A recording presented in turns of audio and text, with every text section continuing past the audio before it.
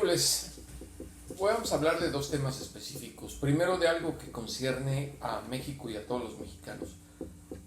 Y es que el presidente Andrés Manuel López Obrador habló de la posibilidad de que por fin se acabe con este acuerdo que se tenía en materia de seguridad con Estados Unidos, que se impuso en el gobierno de Felipe Calderón, la famosa Iniciativa Mérida. Y es que el mandatario mexicano, supongo que después de estos meses que lleva al frente de la presidencia, y sin necesidad incluso de haber hecho un análisis minucioso en materia de seguridad de lo que pasa en el país, creo que al vivir lo que ocurrió durante el sexenio de Felipe Calderón, que fue el sexenio de la muerte, y luego el de corrupción y sangre de Enrique Peña Nieto, llegó a la determinación de que era una herramienta bilateral innecesaria. Y vamos a exponer por qué y a tratarlo de hacer en estos minutos. Primero, aunque se trataba de una iniciativa conjunta, el gobierno de Estados Unidos, a través de estos millones de dólares que proporcionaba en asistencia militar, entrenamiento para policías, para ministerios públicos, en tecnología, en colaborar en materia humanitaria para la defensa de los derechos humanos, también tenía una influencia bastante negativa. Y se puede decir, y utilizando las frases que utilizaba Calderón, es corresponsable de lo que ha ocurrido en el país. Y lo voy a exponer por qué. Y sé que ya hay medios de comunicación que están cuestionando la decisión de López Obrador de dar fin a esta iniciativa, que es una imposición, o fue una imposición de Washington, bajo un gobierno de un presidente borracho, incapaz de entender lo que ocurría en el país. Primero, hubo, sí, herramienta necesaria que ayudó a mejorar el sistema judicial. Pero vamos a dejarlo muy en claro qué ocurrió con la Iniciativa Mérida y con la militarización del combate a las drogas. Se regó sangre por todos lados. La inseguridad se convirtió en el factor común en todos y cada uno de los pueblos de México, y no se diga de las grandes ciudades. No hace falta poner ejemplos, simplemente menciono el caso emblemático de una guerra fracasada en contra del narcotráfico, que conozco muy bien, Ciudad Juárez. Pregúntenle a los juarenses si siquiera funcionó la Iniciativa Mérida. Los llenó de sangre. Y no estoy culpando a esta acción de Estados Unidos. Es corresponsable de una irresponsabilidad, de una falta de conocimiento, de un autoritarismo y de una falta de entendimiento del país que fue Felipe Calderón.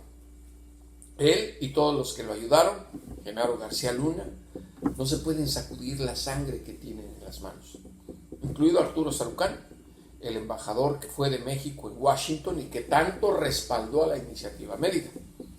Ahora me preocupa que algunos medios de comunicación o periodistas defiendan esto sin entender, porque son periodistas que han escrito del tema de la seguridad detrás de un escritorio, en la seguridad de ciudades.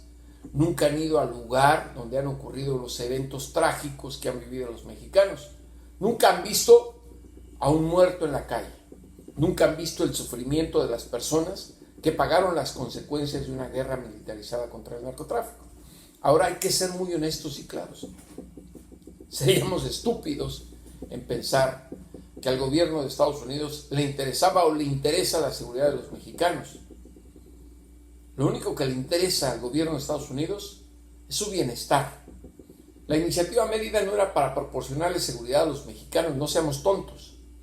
Era para hacer lo posible para que ellos pudieran contener la entrada al territorio estadounidense de las drogas que consume su ciudadanía y que no han podido contener por una falta de eficacia en una política de salud y de educación.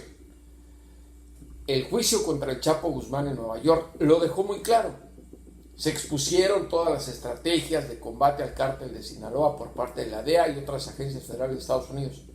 Y el único objetivo que tenían era contener los cargamentos de droga, evitar que cruzaran la frontera sur de los Estados Unidos. Eso es lo único que les interesa. Para ellos, la asistencia militar, la asistencia económica, la asistencia humanitaria son migajas.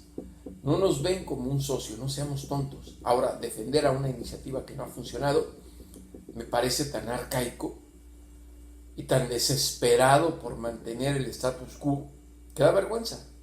Hay que dar paso a una nueva iniciativa. Los cambios siempre son buenos. Ahora, también hay que juzgar al gobierno de López Obrador si no le funciona lo que quiere hacer. Pero me parece que el mantener el status quo era un gravísimo error. Me queda 1 minuto y medio para hablar de lo que acaba de hacer ahora Estados Unidos con respecto a Venezuela. Y es que el gobierno de Donald Trump utilizó al vicepresidente Mike Pence para en el Consejo de las Américas hablar de las nuevas acciones unilaterales que van a tomar en Venezuela para motivar a un golpe de Estado en contra de Nicolás Maduro. Pence anunció que levantarán las sanciones económicas que les ha impuesto a todos los militares y políticos que opten por traicionar a Maduro, por respaldar a Juan Guaidó. También que enviarán 5 meses a un barco militar estadounidense para ofrecer ayuda humanitaria a los venezolanos y que tomarán como culpables a los integrantes de la Asamblea Nacional Venezolana que no cumplan con la aplicación de la ley y con la Constitución que marca las leyes en Venezuela. Eso bajo la lectura de Donald Trump. Son medidas unilaterales que lo que buscan es un golpe de Estado, remover a Maduro. E insisto, no es porque Venezuela esté bien, pero me parece que alentar a un movimiento que puede resultar en acciones en las cuales puede perder la vida mucha gente inocente es un error. Marcelo Ebrard, quien se encontraba en Washington, en el Departamento de Estado, poco después de que habló Pence, dijo que por el lado de México, del gobierno de López Obrador, rechazan estas acciones de utilizar la intervención militar porque sería un error y aplicar sanciones unilaterales también. Considera que México siempre debería haber mantenido la doctrina Estrada de no intervención y que así lo van a hacer mientras se trate de los países en América Latina. Hasta la próxima y como siempre a los criminales y a los políticos devuélvanos al México que nos arrebataron.